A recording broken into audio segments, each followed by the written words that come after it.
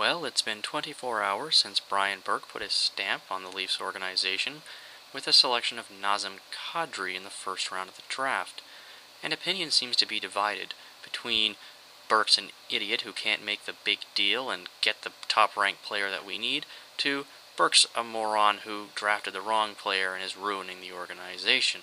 I fall under neither category because, well, I'm going to reserve my judgment until after I see Nazem Kadri actually play in the National Hockey League. Now, while everyone is focusing on what Burke didn't do, I think it's important that we realize what Burke did do. He broke with a long tradition into the Toronto Maple Leafs. He kept his draft picks. All of them.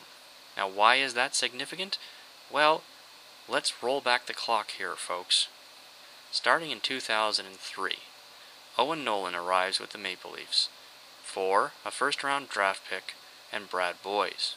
The following year, Brian Leetch is a Maple Leaf at the cost of a first- and second-round draft pick and a small handful of prospects. The following season is the lockout. Nothing happens, Toronto keeps its draft picks. But the year after that, Tuukka Rask is shipped off to Boston for Andrew Raycroft. The following summer, on draft day, a first, second round, and fourth round pick are sent to San Jose for Vesa Toskala. And yes, even Luke Schenn, the youngster who's seen as a cornerstone of the franchise, cost a second and third round pick. That is a total of 7 top 90 picks in the last few years gone, and the only player to yield any kind of return has been Schenn. Now, am I saying that players like Tavares, Hedman, Duchesne, or even Braden Schenn wouldn't have a positive impact on this team? No, of course not. But look at it this way, folks. Are we really going to sacrifice that much more to get one player?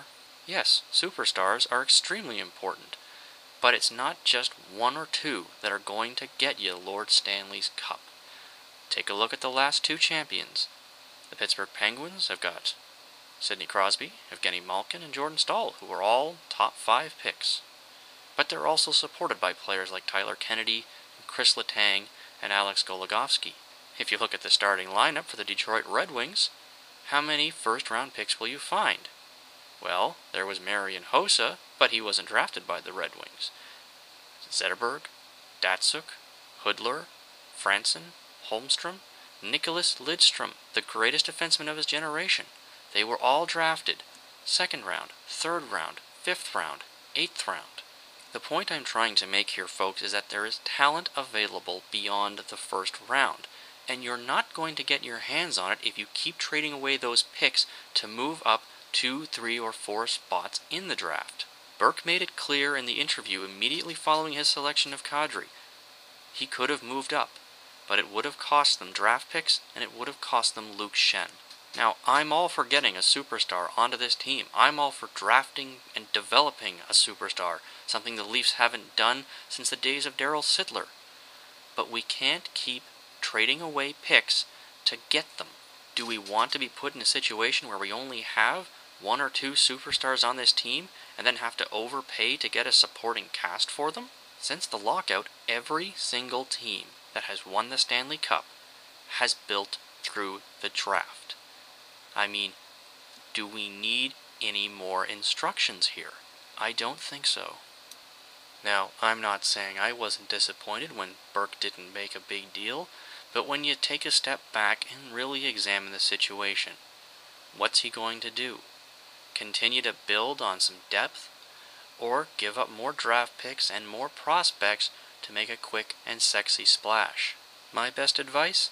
Take a nice deep breath and wait until Wednesday, because I don't think we're going to see the last of Burke this summer. Once July 1st hits and a few contracts are made available to move, I think that's when the real wheeling and dealing from the Leafs front office will begin. And that's not going to cost us prospects and draft picks, folks. That's going to get us prospects and draft picks. Eyes on the prize, Leafs Nation. Eyes on the prize.